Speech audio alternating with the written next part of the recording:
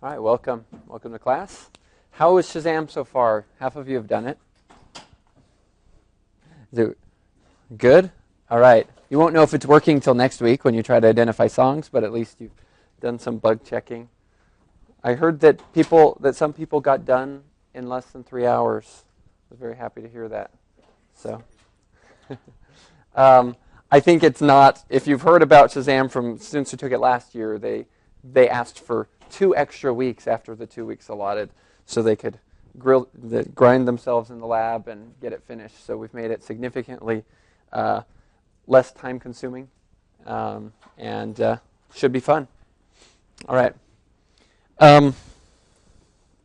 So today we get to talk about what we've all been waiting for, the Fourier transform, as opposed to the Fourier series that we've done so far. Lots of different Fourier. However, we'll see that they're all really fundamentally the same. And you really just need to understand them all as one core unit, and then understand some little differences between them. So that's the main topic, but let's start by doing an actual calculation of a Fourier series. Something quite simple. Let me define a couple of useful functions.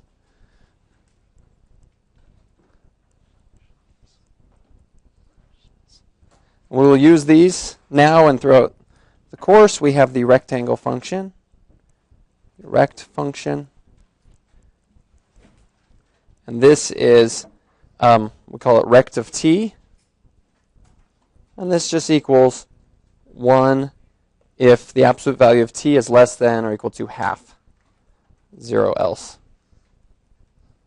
All right, so it's just this thing. Here's t.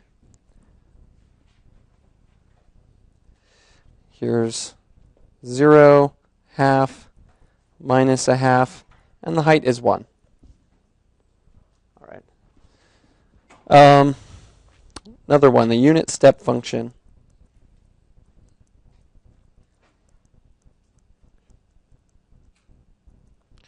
And here we call this u of t. And this is just 1 if t is greater than or equal to 0, and 0 else. All right, and so this is, in a graph, it looks like the following. Just steps up at time 0 to a height of 1. Of course, we could construct rect of t from the unit step. And we could say, well, this is just u of t plus a half minus u of t minus a half. Because you'll notice if you take u of t plus a half, that shifts the unit step function from 0 to a half this way. And then we subtract off u of t minus a half. That goes the other way. Oh, I'm not drawing that very well.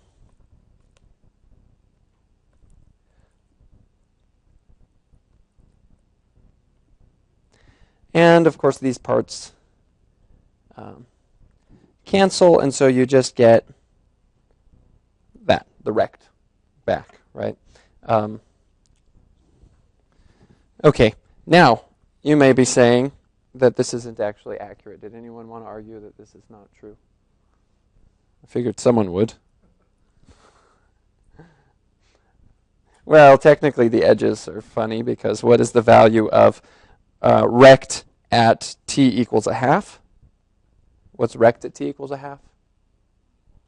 It's 1. What is this difference at t equals a half? It's 0 because both of them are 1. So if we really want to be picky, we'd say, well, the endpoints of rect are here, and these are not, those are holes, right? Okay, and the endpoints here are there and there. All right, so they're not technically equal, but they're equal to us because we don't care about differences that occur at single points. I mean, I don't care. Some people will care. Because most of the signals we care about, energy is an important property of the signal. If you want to take the difference between the properly defined rect and this newly constructed rect, the difference between these is 0 everywhere except at the point t equals a half. And the energy of such a continuous time signal is 0. Okay, because if you integrate, the square of something that's 0 almost everywhere is 0. All right, single points don't affect the integral. So, the energy difference between these is 0, so I'm going to consider that they're the same. Okay, they're not going to sound any different. They're not going to behave differently in most situations. All right.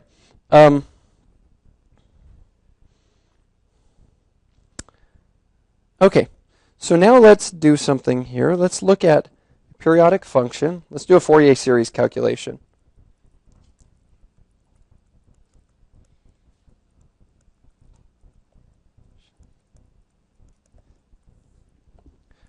By the way, Sai, can I get you to go get my keyboard and the textbook that's on they're both on my desk. Thank you. Okay. So this Fourier series calculation, let's have a signal that's periodic, that's like a rect but periodic. So we'll call this the periodic extension of rect. Let's take some t greater than 1, and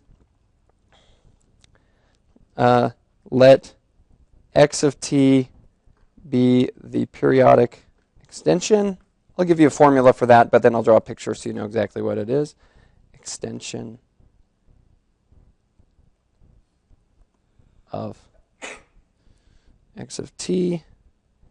Actually, I'm going to call this an expansion. It's a slight difference, but it doesn't matter right now. Expansion. Okay, so what that means is that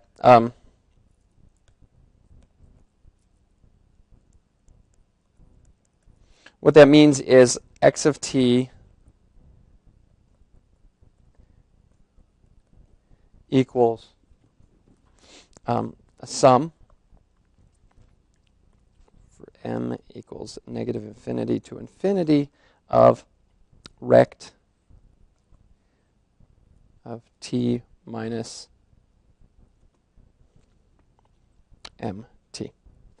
Okay, so each term in this sum, the minus in the argument, is a horizontal shift by integer multiples of cap t, right?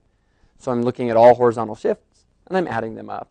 You can easily convince yourself that the periodic expansion defined this way will always be periodic with period cap t. Okay, so at least it's periodic, and we call it an expansion because you started with one. Usually you start with a finite duration signal, something that's 0 after a certain duration, and you expand that, but you don't have to. You could have something that, doesn't have finite duration. You could still do the periodic expansion. It's only meaningful if that converges. But all right. So I'm going to do this for rect, right? So what we have here is this picture. Here's t. We have our rect like this. Goes to a half and minus a half. We have t. Oops. We have t somewhere here. It's greater than 1. And so the periodic expansion will be shift that rect by t and add it in. If we shift by t, we're going to get something like this. I'll draw it green. This is cap t minus a half, t plus a half, and so forth. We'll get repeats. All right? And if cap t were very large, the repeats would have a lot of space between them. Right? Okay, so I chose t greater than half so they don't overlap. Right? All right, so let's do the Fourier series. So continuous time Fourier series, we have that ak equals 1 over cap t this integral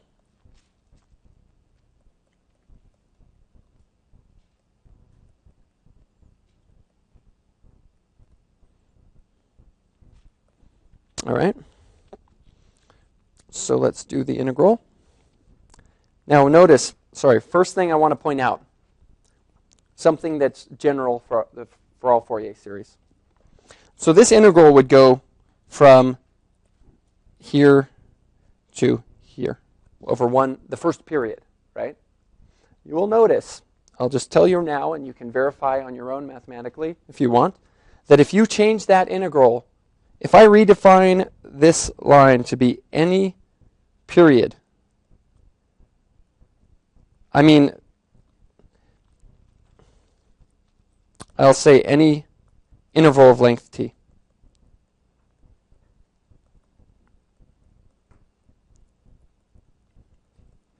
It does not change the numbers. The coefficients will be the same if you calculate that integral over any interval of length t.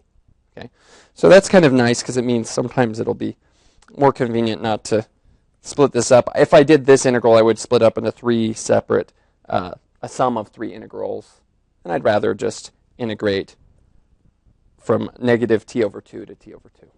Okay, so I'm going to say that equals.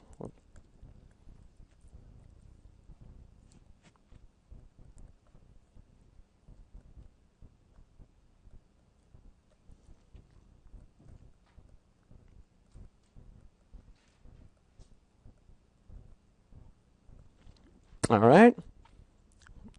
Now, this is a rect here, that x is rect. So it's 0 outside of the interval negative half and half. T over 2 is bigger than a half. So we assumed. So this is going to equal 1 over t integral from negative half to half of just this part.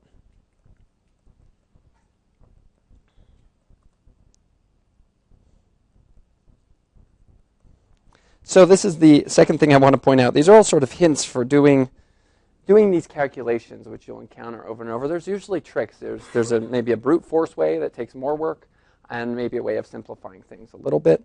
Of course, when you have functions like x of t that are not defined in some nice analytic representation, they're defined like we've defined the rect over different intervals and so forth. Then to do this integral, you need to do some inspection, separate it up into different regions. And one thing to notice is you can move unit steps or rects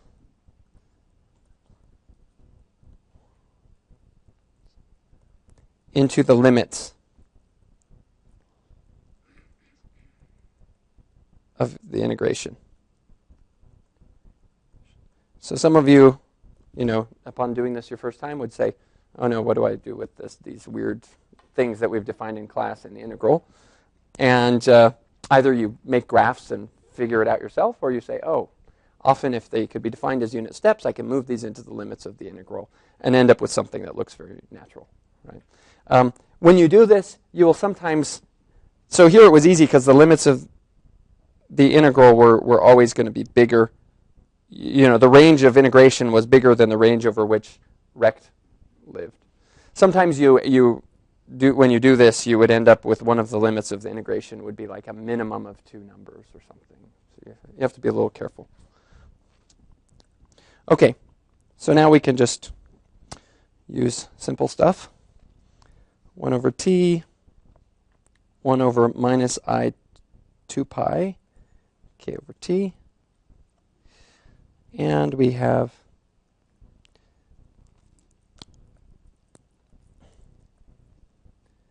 e to the minus I, the 2 cancels, so pi k over t cap t.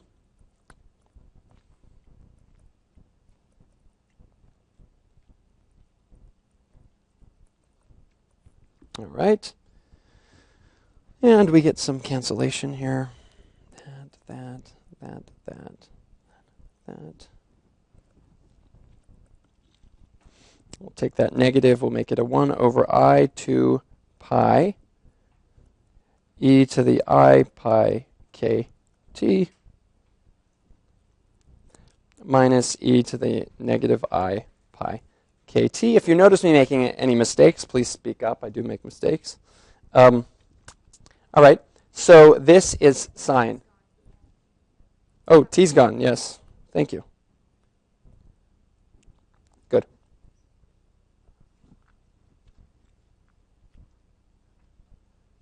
Okay.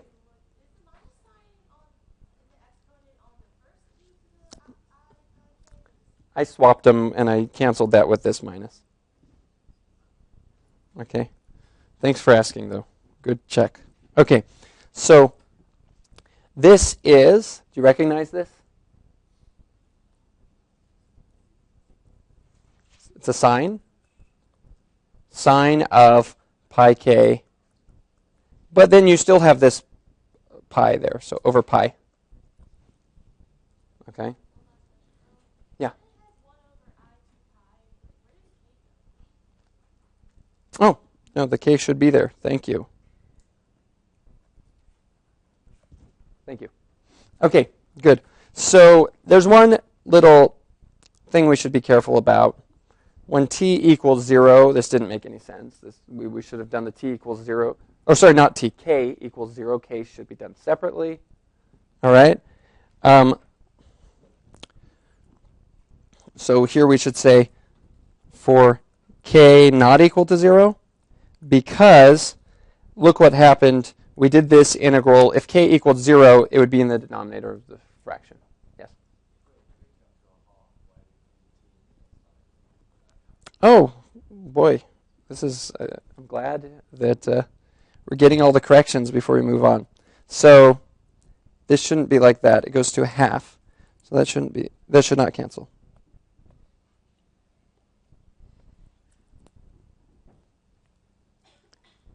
Okay, so it's just like that, right?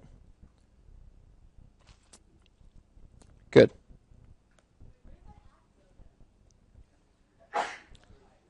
The half canceled with the 2 pi. Yeah, the 2. Okay.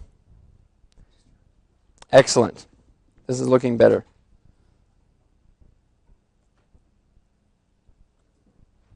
Okay, for the case of k equals 0, though, we would just get e to the 0 is 1. We would get an integral of 1. We'd get a 1 over t.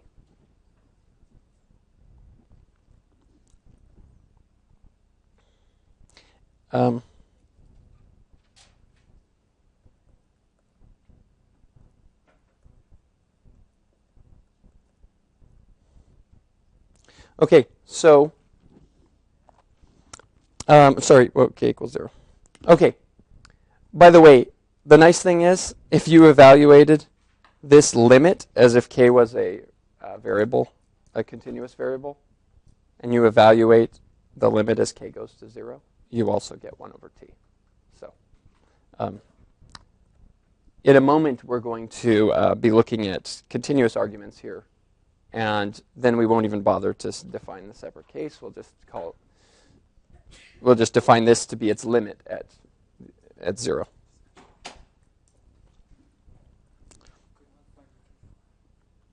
Oh, weird. Where did I put that? Okay, thanks.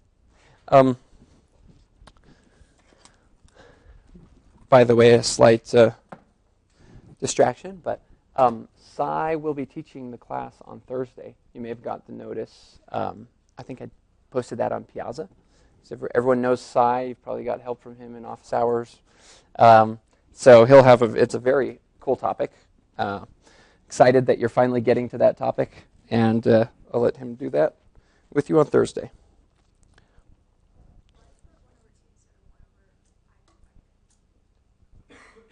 Because we're not starting... Well, we go all the way back to the beginning of the integral. You're wondering why it's 1 over t. And we just start here and we say, what's this? Yeah. Okay. So this function, we're going to look at this function much more carefully. I'm just going to, for now, show you something kind of neat.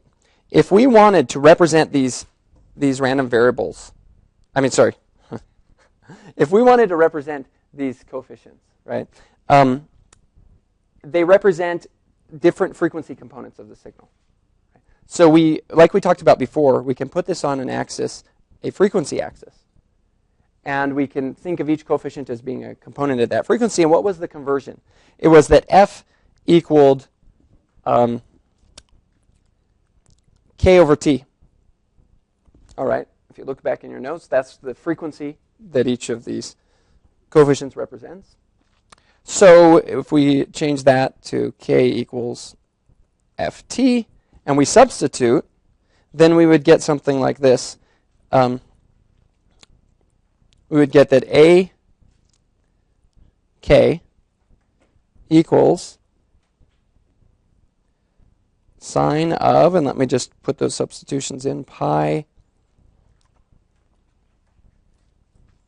replace k with ft, that's pi f, and do it here, and we get, and I'm going to put 1 over t out front. So it's 1 over t times this nice function. All right. Now, like I mentioned, well, I'll keep it here. For k not equal to 0, for k equals 0. And so the coefficients, if we put them in the frequency axis, are going to be at these spacings. They're going to be at 1 over t, 2 over t, and so forth, minus 1 over t. And the values are actually this function of f. Okay, so I'm just, what I'm showing is something like this. So this is a0 equals 1 over t. Here's a1, a2, a3, dot, dot, dot. Okay, so we have some graphical representation of our coefficients.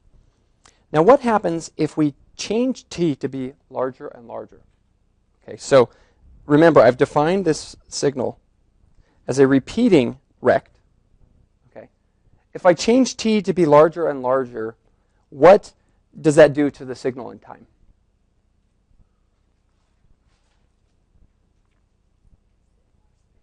Yeah, they get spread out, right? So it's basically a rect, and the next rect doesn't occur for a long time. Okay.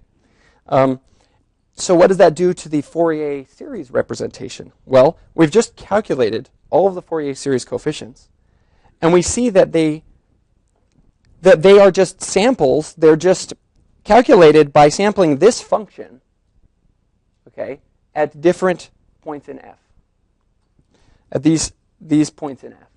Okay, so if we make t larger, these points get closer and closer. But they're following the same general shape. So they get closer, and they additionally get smaller. Right, a0 equals the new 1 over t, some smaller value. And you get them closer together because t is bigger.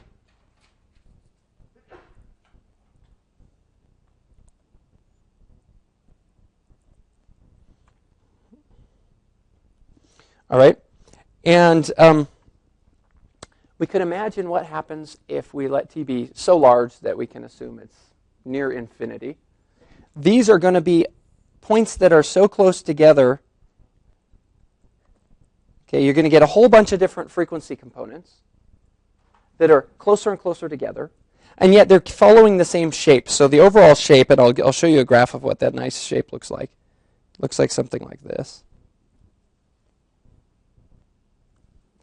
That same shape doesn't change as you change cap t, except that it shrinks. It gets scaled down by this 1 over t value. Okay, that's the only way the shape changes. But the location of these frequency components gets much closer.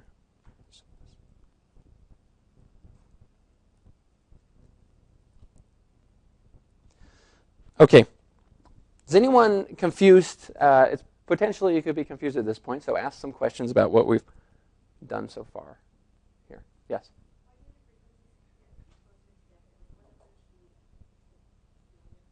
Yeah, I'm looking at a different signal. I guess we should say, look at a T1 that's small, and then look at a T2 that's much bigger.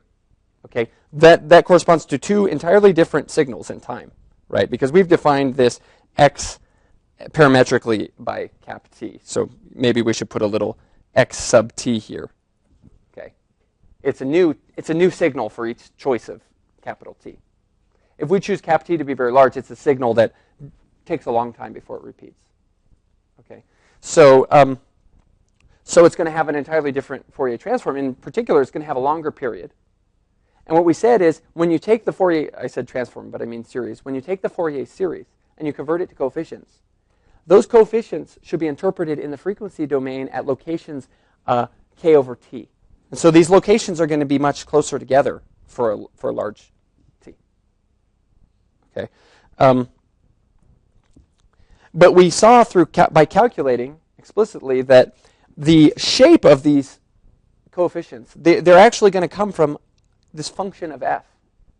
It just worked out nicely that when we solved it in terms of k, and we did our replacement of f equals k over t, that we have now this nice function of f that is being sampled at these different frequencies. Okay. Other questions? So what does this remind us of if you think about what an integral does? An integral is like of a function is like a sum. So if you have some function and you want to integrate it, you could just sample it at very close points and add them up, and the only other thing you'd have to do is after adding them up, you'd have to scale them down, because the more points you add, the larger your sum's going to be. So you'd have to divide by the width of these intervals, right? And that's what an integral is. It's the limit of doing that. Now, if you think about by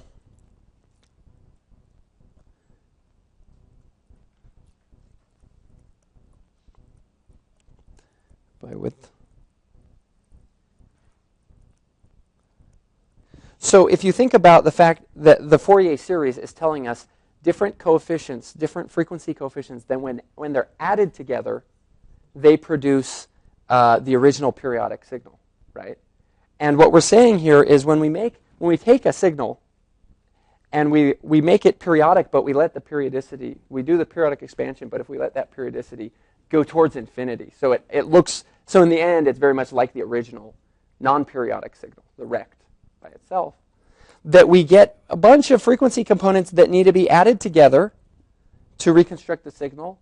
They need to be added and scaled down, just like you would do for an integral. So this is just meant to motivate the formula that we're going to give you, which is the Fourier transform.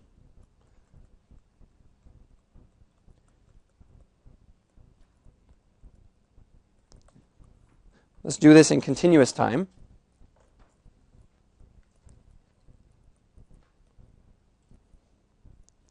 All right. And that says this. We're not going to assume anything about x being periodic. We don't want it to be periodic. But let's let it have finite energy.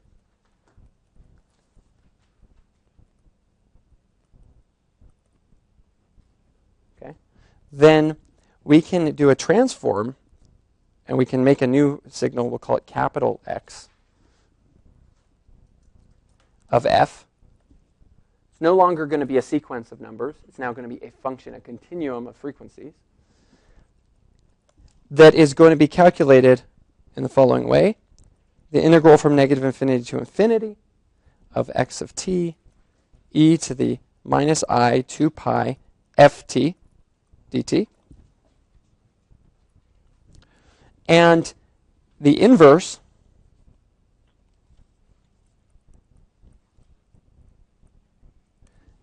transform is that x of t will be equal to the integral from negative, the sum of all the frequency components, although now we're not summing, we're integrating. Okay, x of f e to the I 2 pi ft df. Okay. How is this? So what we're saying is we can transform a continuous time signal, x of t, with finite energy, to a new function, a function of frequency f, such that we can recover x if we do this inverse transform. So if you start with finite energy, you do this transform, you get a new function. If you plug that in to the inverse and do the integral, you should get back to x of t. And we can still interpret this as frequency components. So this x of f is saying how much frequency component is there at a given frequency. But because we have a continuum, we have to integrate rather than sum. So tell me, what is similar between this and the Fourier series formula, and what's different? Maybe we should just say what's different. It's obviously similar, right? Yes?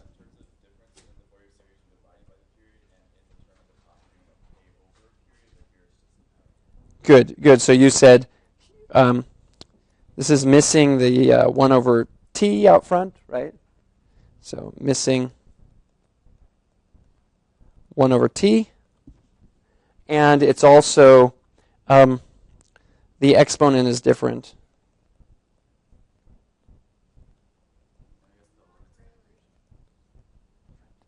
And the limits of integration. Okay, so then I heard a not really, so tell me why. So if you keep in mind that we always sort of wanted to interpret these coefficients with that formula of f equal to k over t, then it's just a perfect replacement, and the exponent hasn't changed. Okay, but yes, we now integrate over everything, and we don't divide by t. And you can think of that 1 over t in the sum as the fact that when you make an integral, a sum into an integral, you have to scale things down if you add too many terms. Okay. So anyway, and then the reconstruction, the inverse Fourier transform, this is analogous to our synthesis equation. I'll put that here. The synthesis for the Fourier series. All right. And remember that the synthesis was just supposed to be the most natural way to think about dividing into sum of exponentials. We just have a sum of a bunch of coefficients times complex exponentials. So we see we have the complex exponential in its most natural form. There's no negative up here in the exponent, right? And we're just adding up their contributions. So x of f, cap x of f, is saying the contribution from each frequency. Okay. Now notice this is actually so much nicer looking than anything we've done so far, I think. Because the first thing to pay attention to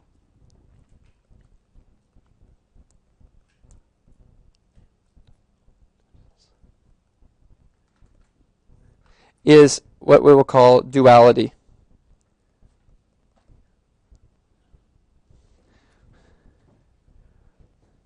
And that is that the forward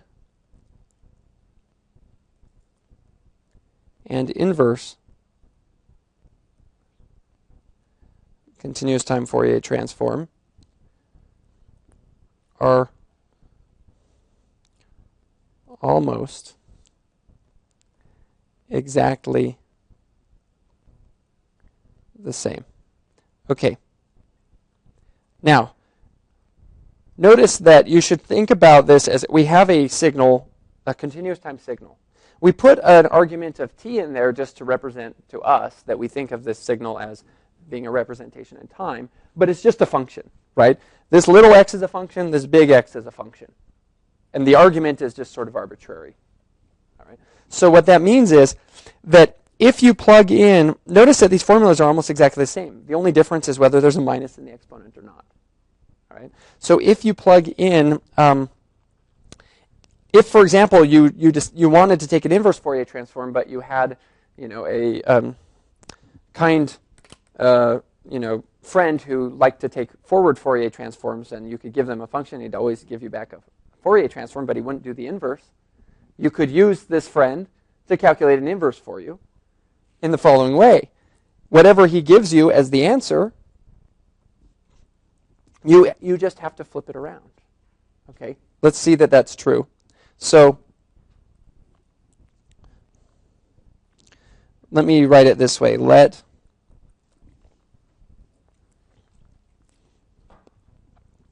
x of let's do this. Let y of f equal the Fourier transform, which I will abbreviate this way, of x of t. All right.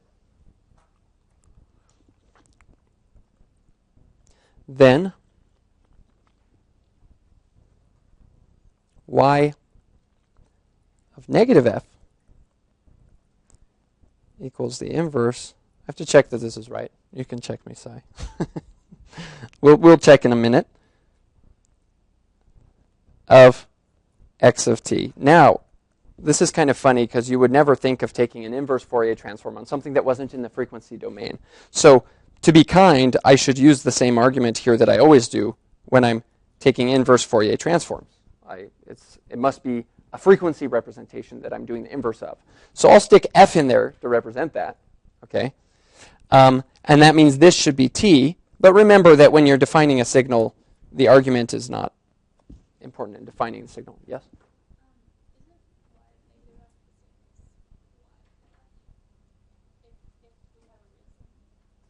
Oh, close. It will be conjugate. So you do have a property, and we'll look at that in a minute, that if x was real, then y, when you flip it in time, would be a conjugate. Yes? When you flip it in frequency, you'd get the conjugate. So if x is real, y is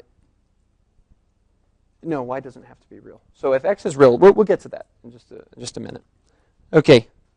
How can we check that? Well, let's plug it in here.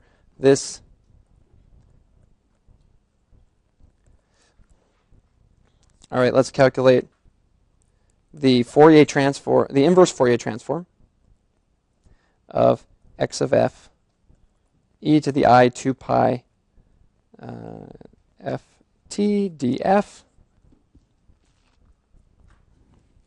Okay, and notice that, let's call this something, let's call it z. If z of t is the inverse Fourier transform of x, then that means that z of negative t equals the same thing, and I should just put negative t everywhere.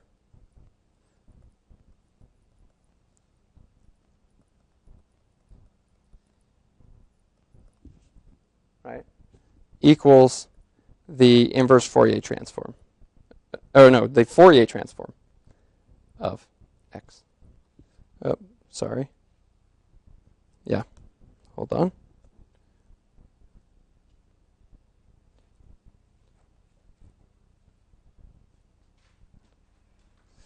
Let me do one thing here. Just some funny work, some fancy work. We'll call this z of minus tau, and I should replace every t with a minus tau. It's tau. And then finally I can say, well, in an integral, I could change the dummy variable of the integral to anything I want. Doesn't change it. So I'm going to call it t.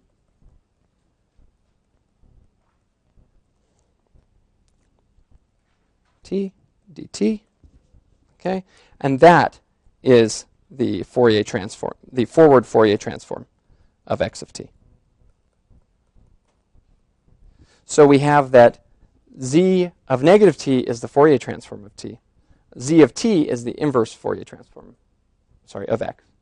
So forward and inverse are just, the result is just going to be flipped in time of each other. Okay, we'll look at some examples of duality, but it's very important to remember, because what you really want to do here is you want to understand how a Fourier transform, its properties. You want to understand, be able to guess, look at a signal and have some intuition about what the Fourier transform will look like.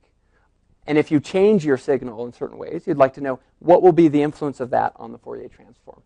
And so we're going to talk about some properties right now to help us understand that. We're going to look at some examples and see what happens if we, for example, if we shift a signal in time. How does that change the Fourier transform? Okay, and all of these properties. But by duality, it means that any property we also have a complementary property.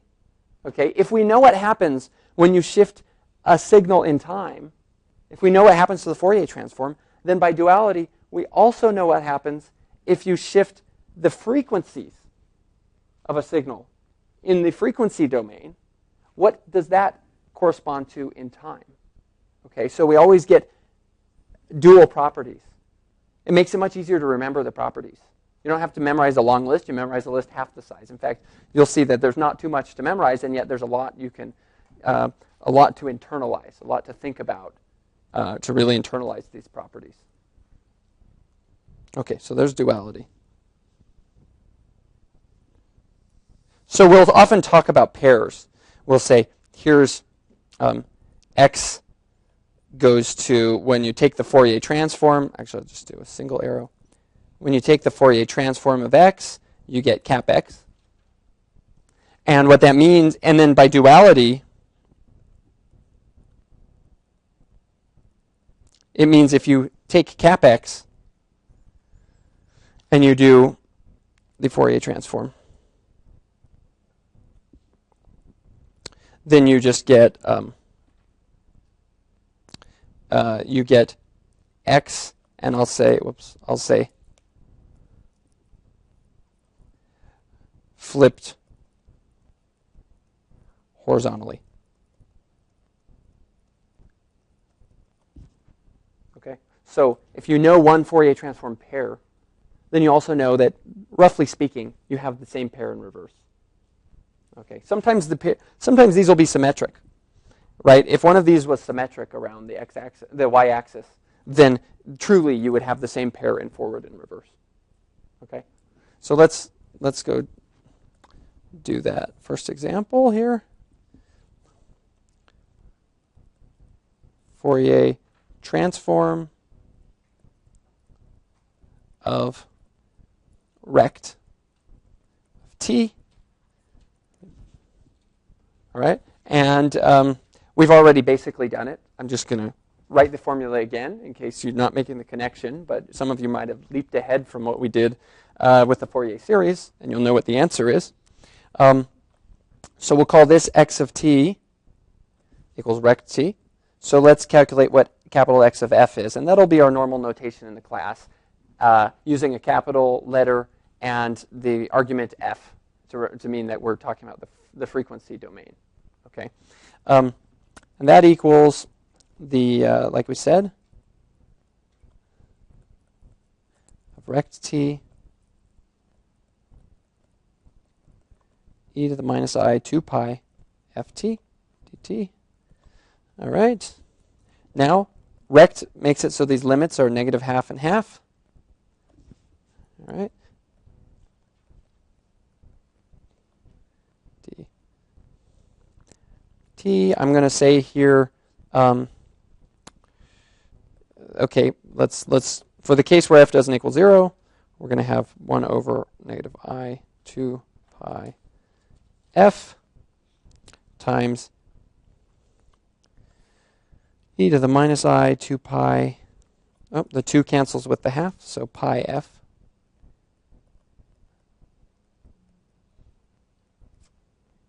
All right, and I'll put a note here. Well, I'll come back to that note. That equals, and we swap the order just like we did before. We swap the order, cancel it with the minus.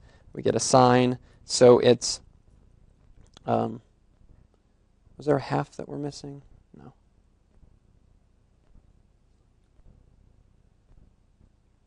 Hold on.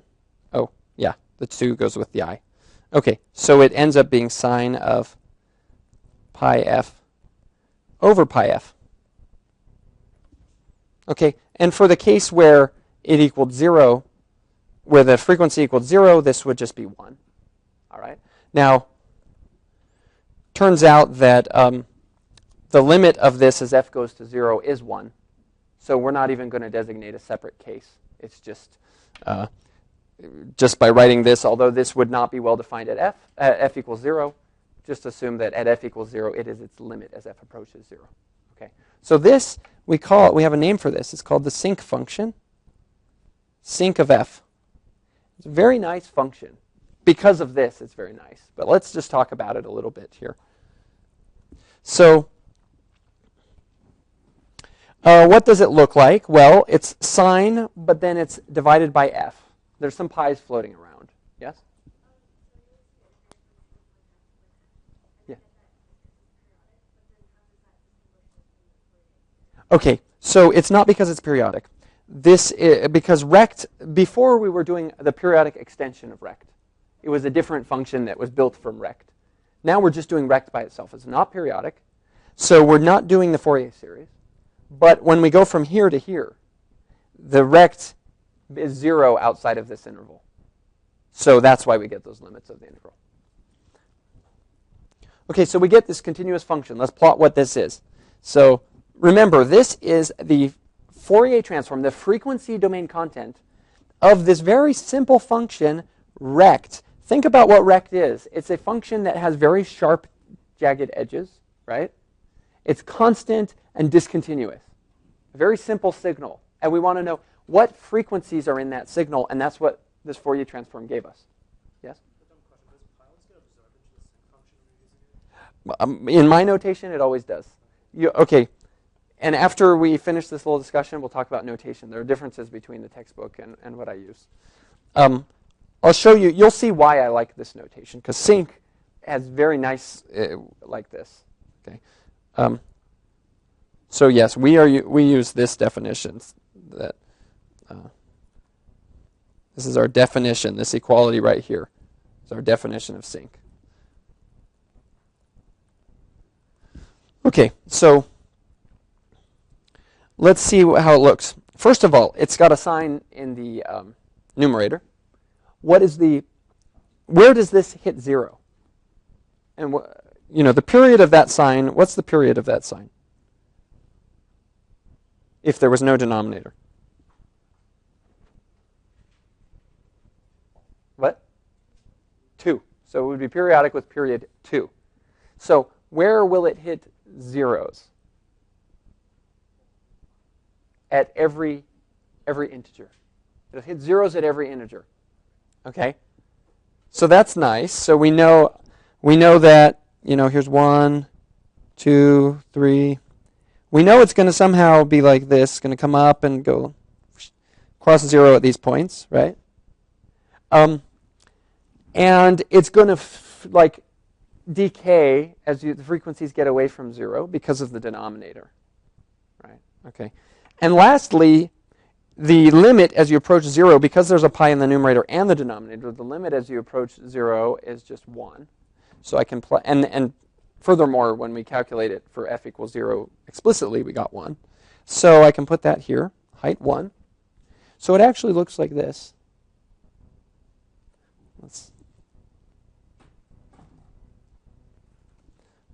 And it's symmetric.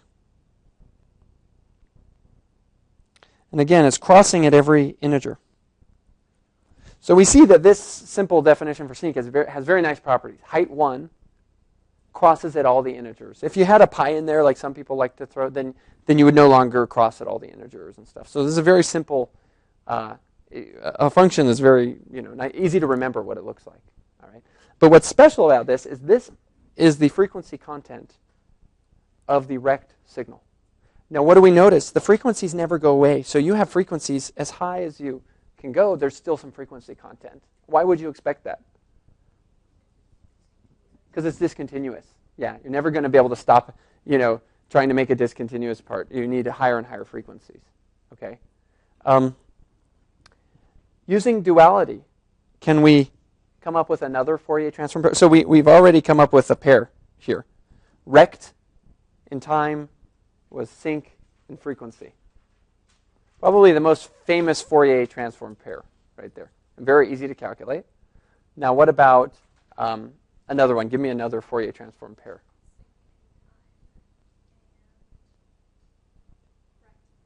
Yes, sinc in time, rect in frequency. So by duality,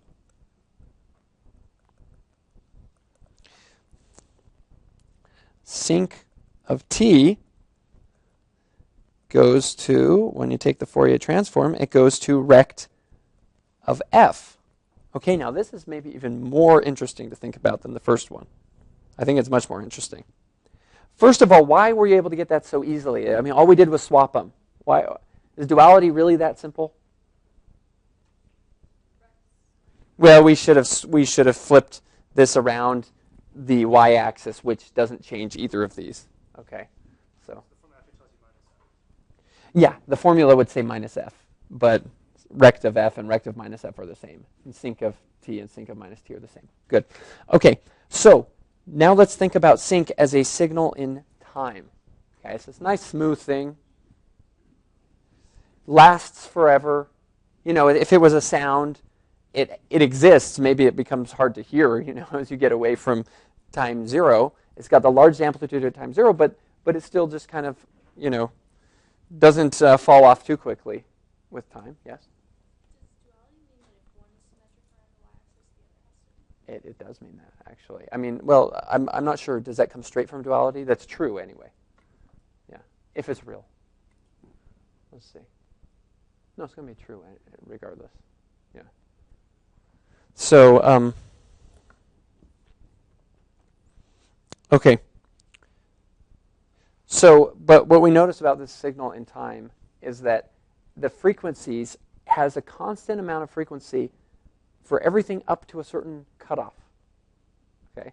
And after that cutoff, it has no frequency content. That's what this signal is. It's a special signal. It's the signal that has a uniform amount of frequency spectral content up to a given cutoff and then nothing. And that's what sinc is in time.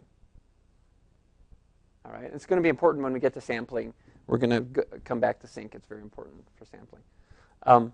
So what is the cutoff frequency here? At what frequency do you no longer have any spectral content for this sinc, the sinc function?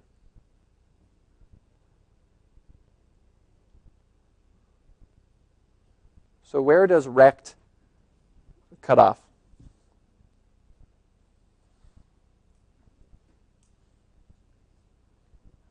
What? A half. Okay, so the cutoff frequency for sinc is a half. We're going to see later, actually we'll go right into it, the scaling property. We won't be just interested in sinc, we'll be interested in sinc after being scaled and shifted and moved around. And so, you know, once you scale it, it might have a different cutoff frequency, which we'll be able to easily calculate. So let's do that next.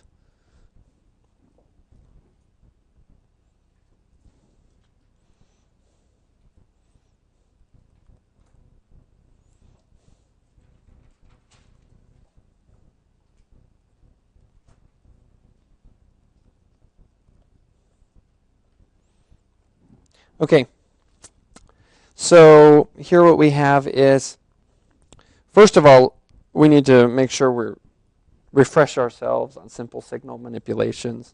Of course, we know that if we have a signal x, but we replace the argument with at, where a is a real number,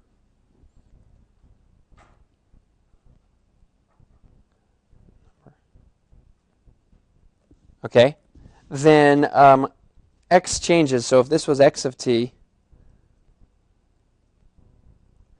okay, let's say that's x of t, then x of at is going to look, it's going to be shrunk or expanded along the horizontal axis, depending on whether a is bigger than 0 or less than 0. Of course, if a is negative, it's also going to be flipped. Okay, but it's a time expansion or time scaling. So let's say if a was 2, then it's going to look something like this. Maybe. So so this would be an example where a was bigger than 1. Now remember, it's kind of got the reverse effect as you might think. You know, if a is 2, it's shrunk horizontally. Time approaches you faster. So, you know, the signal comes faster. It's squished. If a is less than 1, it's drawn out longer. So this was 0, 0. This is an example for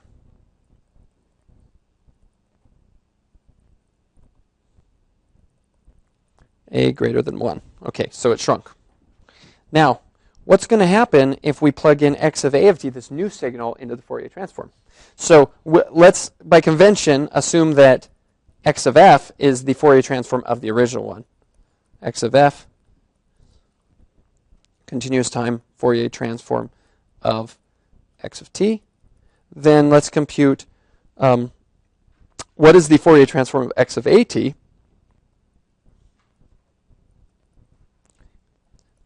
Maybe I should have given it a new name to make this more clear. Then this is going to be the integral from negative infinity to infinity, x of at.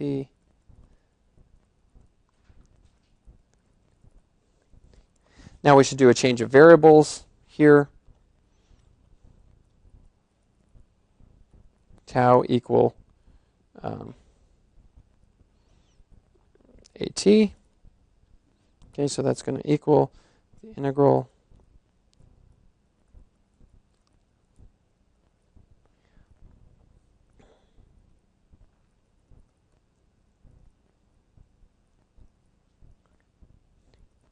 tau. And we need to have a 1 over a out front because of the change of variables. And we see that this is the is 1 over a times the Fourier transform of x of t. No, sorry. Evaluated it, sorry. Well, we have a name for the Fourier transform of x of t. It was cap f of f. But notice that here f has been replaced with f over a, right? So it's actually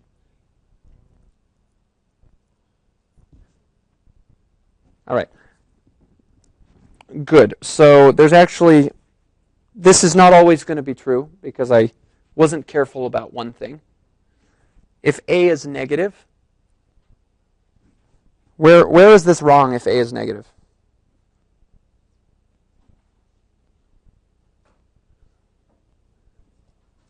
What?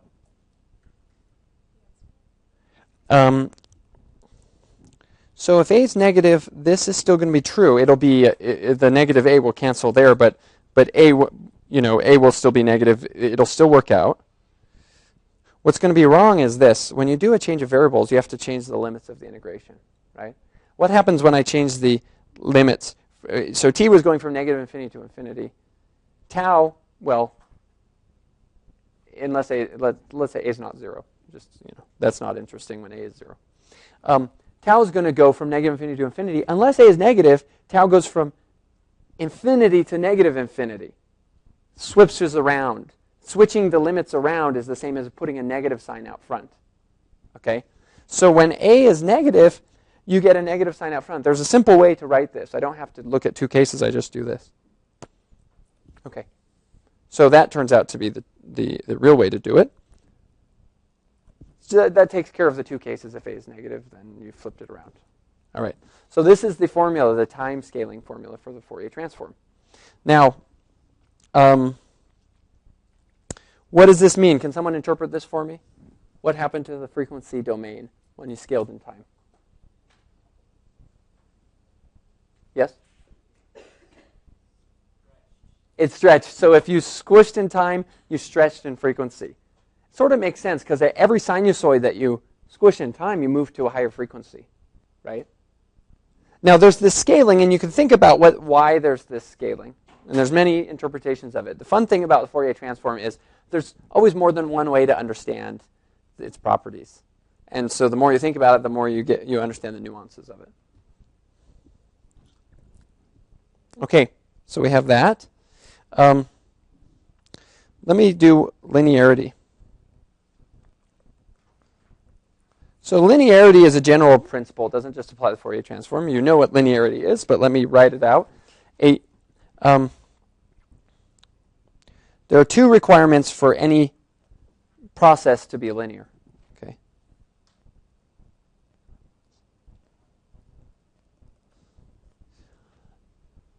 So it's linear if you have superposition property.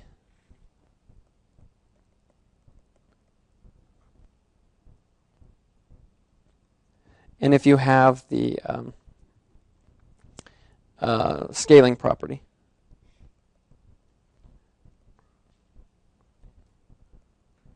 So let's say you have some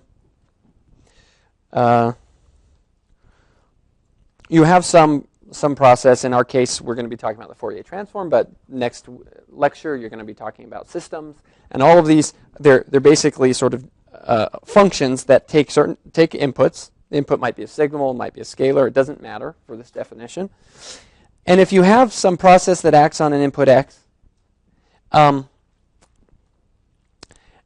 then if you take two inputs, so superposition means the following. I'll write it over here. Superposition means that g of x plus y, if you add the two inputs to your process, then you get the sum of the results of them each individually. Okay, and scaling property means that if you multiply by a constant inside, then that's the same as multiplying by that same constant after doing the process. Okay. You can think of examples where things might satisfy one or the other. It was mentioned on Piazza that taking a complex conjugate it has the superposition property but not the scaling property. Okay. So, but anyway, so you think of when you think of functions of real variables, we know what linear functions are, and they look like lines. However, many people when they learn, algebra, they call affine functions linear. Affine functions are functions that, for example, let me just talk about y equals ax plus b. That's what we think of for single-dimensional linear functions. And this is actually not linear. It's affine unless b equals 0. And you can check because, so here's ax plus b. There's times 0. You can check because if you put in x equals 1 and x equals 2 and so forth and try the superposition property, it's not going to work because the constant gets added twice. Okay, so you would see the constant would show up in both of these. And you get 2 times the constant this way, and you'd only get 1 times it this way. So there is a difference between affine and linear, but linear means these properties. Okay.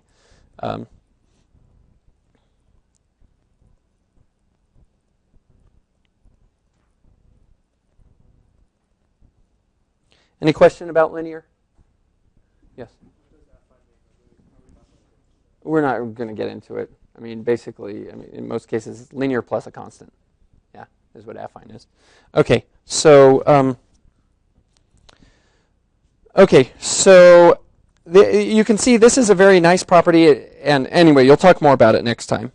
But the Fourier transform is linear.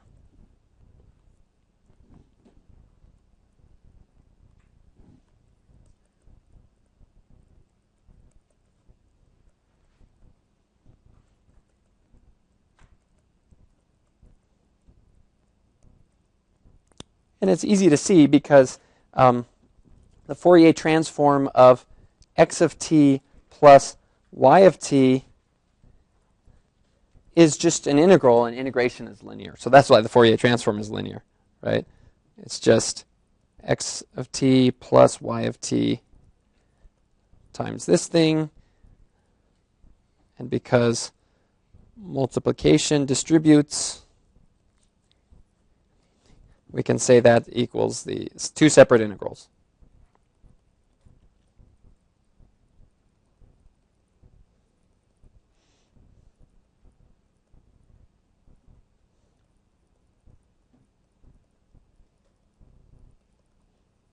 And those are 2 separate Fourier transforms.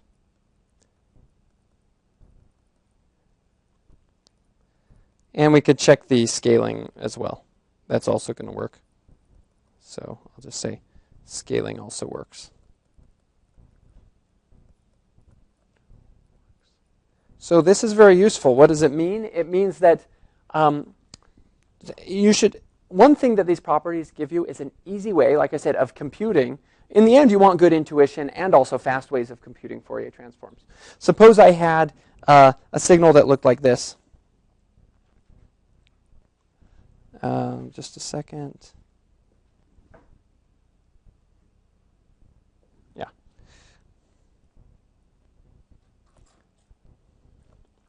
height 1, height 2.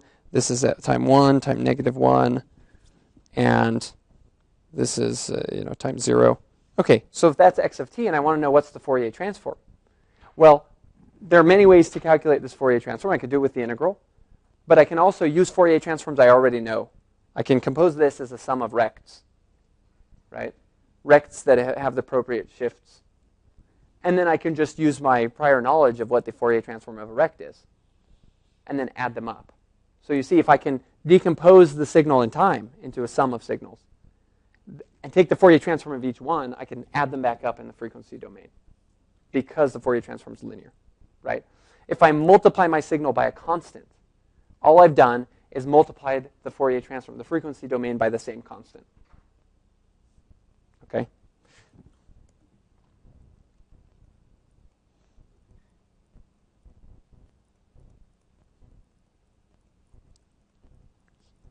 All right, so you'll also notice, let me point out one more thing. Because of duality, you'll notice sometimes the one direction of the integral for the Fourier transform is much easier to compute than the other. I would say in almost every case you encounter, one of these integrals is going to be much easier than the other. So let's look at sinc. We have, right here. We know that sinc and rect, Fourier transform pairs. We calculated this by doing the integral of the rect, right? But how would you like to integrate the sinc? Well, it's going to be a lot more work to do this integral. If you stick this into the inverse Fourier transform and try to verify, you can do it, but it'll be a lot more work. You'll see that happen again and again, and so you can use duality. If you needed to know what's the Fourier transform of sinc, rather than stick it in an integral, it's easier to have some, a short list of pairs that you've calculated. In this case, calculating from rect to sinc was the easy way, right? And then you can just draw on that and use duality. Okay. So we need another property. We have the time scaling. Let's do time shift.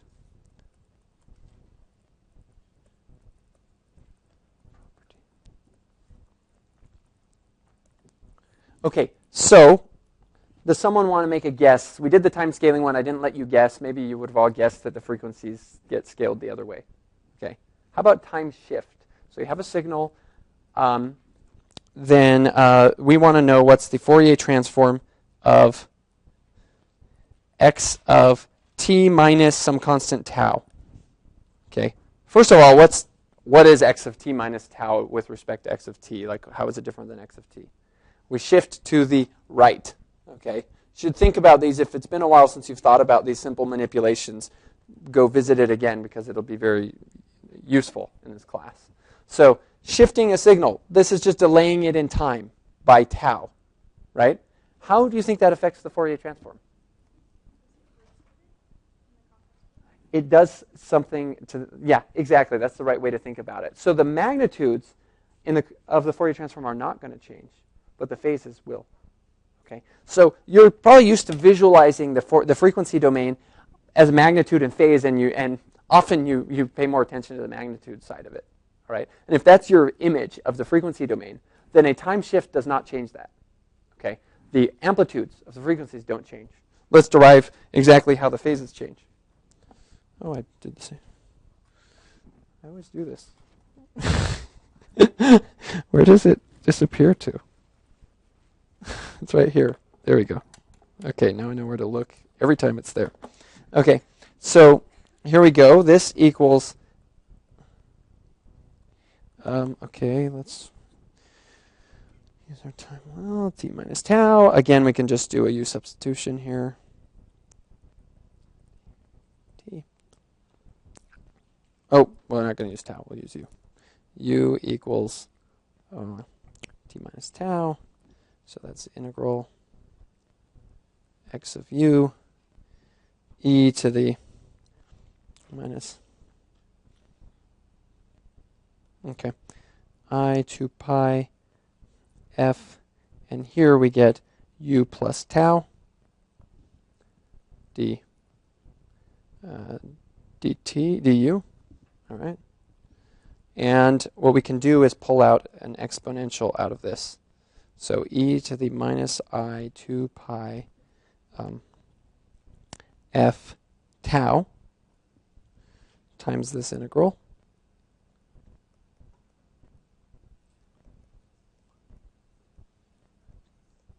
And that integral now is the Fourier transform. X of f. All right, so this out front, of course, has constant, the magnitude is 1, but this contributes phase, right? It doesn't change the magnitude, but it contributes phase. What does it do to the phase? Well, if you have a plot of the phase, if you extract the phase from this, you have the phase which we might represent, let this function x of f be the phase. Then what we have now is that the phase of this thing, this phase, so that's the phase of, this is the phase of x of f, and this other thing, the phase of that up there is going to be the phase of x of f minus I 2 pi f tau, right? So in terms of f, remember f is our variable in the frequency domain. This is just a linear function of f. It's a line. You've added a line to the phase. Okay, the slope of that line that you've added, this is a line. The slope of that line is, oh, sorry, the I should be gone. The slope of that line is 2 pi tau. All right, so you've added a line of slope 2 pi tau. You've subtracted it. If you delay, you subtract. You know, the only thing that requires a little bit of memorizing or thinking to try to remember is that which way does the sign go? And you see that that negative sign shows up in the exponent. Again, by duality, we have another property, and that is that if you shift frequencies, now that's a weird idea, shifting frequencies. But if you shift the frequencies, then in time you multiply by a complex exponential. You're going to notice that if your signal was real and you shift the frequencies, you're no longer going to have a real signal. In time it's going to be, you've multiplied by this complex number. Okay. Couple other things. What else? Let me define for you the discrete time Fourier transform, which we'll come back to. So, discrete time Fourier transform.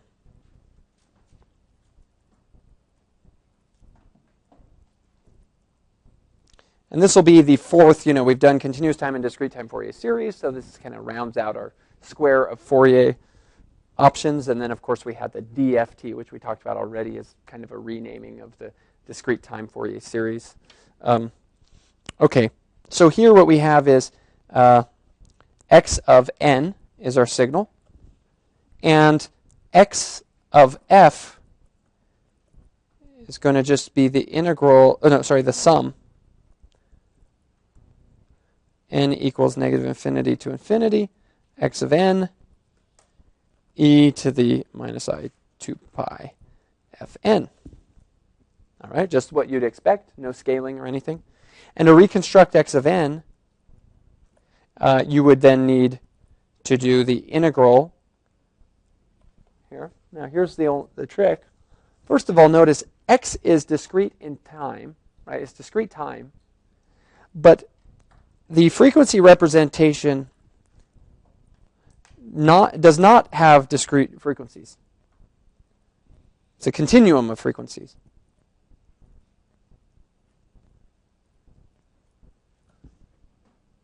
Okay, so this f should represent any frequency f. To reconstruct x of n, you integrate like this, and the only difference in the reconstruction is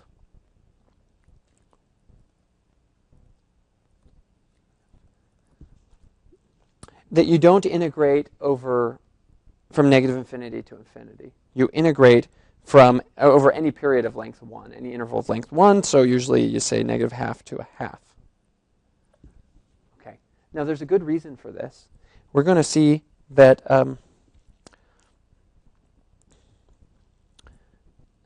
x of f is periodic because of aliasing.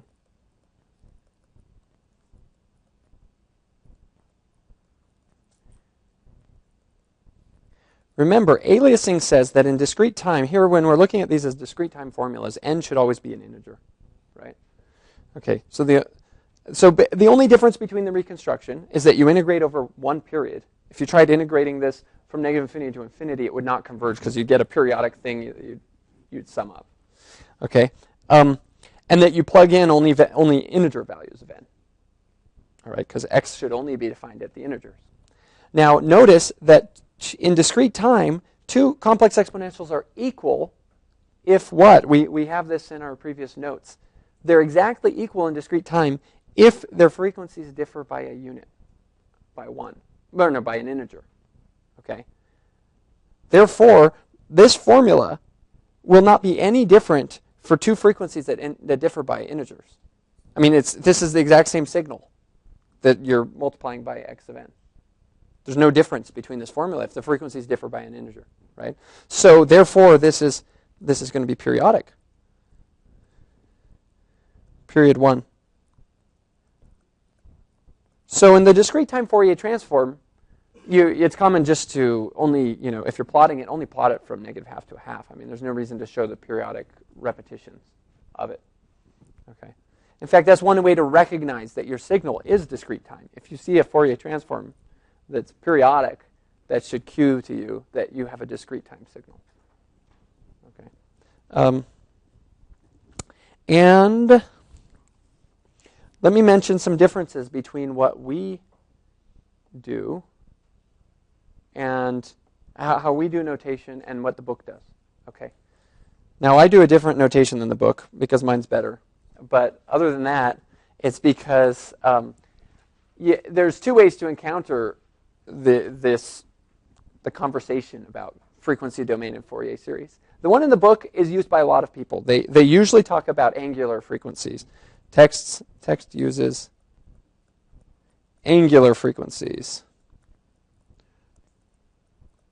So they'll represent it with an omega, and they'll say that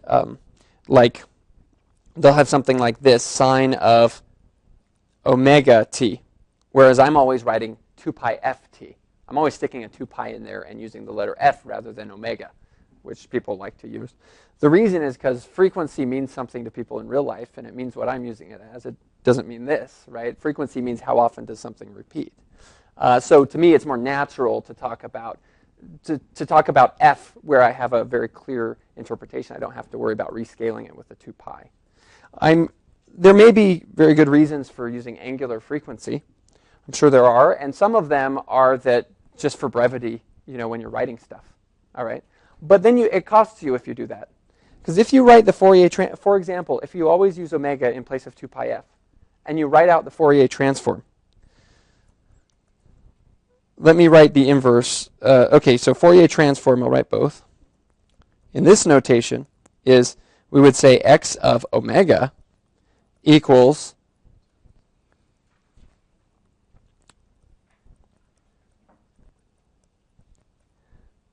no 2 pi. Whoops.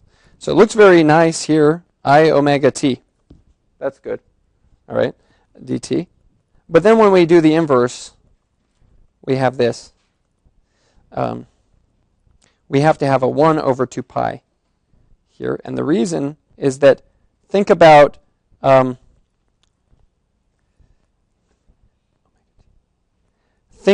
what the difference is between omega and f when you write out an integral. It's a change of variables, right? I replaced 2 pi f with omega. So I just took my other integral and did a substitution. But when you do a substitution, now that I have a d omega instead of a df, that's going to force a 1 over 2 pi out front. Okay, so you get this sort of, I don't like this kind of bookkeeping. I think it's much nicer to do things with f. All right, because you'll see that when you look through properties, but it's upon you as the students to get familiar with it both ways, because you're going to use the textbook. You're going to see them give a Fourier transform formula, and they're going to be using omega, and therefore they're going to get slightly different pairs. For example, the Fourier transform of rect is not going to be sinc, right? It's going to have some pi's in there, all right? So, and the properties are not going to be exactly as I stated them here. Like the duality won't be exactly the way I stated it. The way we stated it was very simple.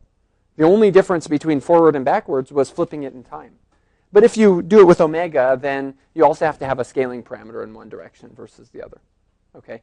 So just to be aware, and I think it's actually good practice for you to be aware of, to become familiar with both ways. So you will have to do some translating between what the book says and our notation using f instead of omega. All right? I think that's good for today.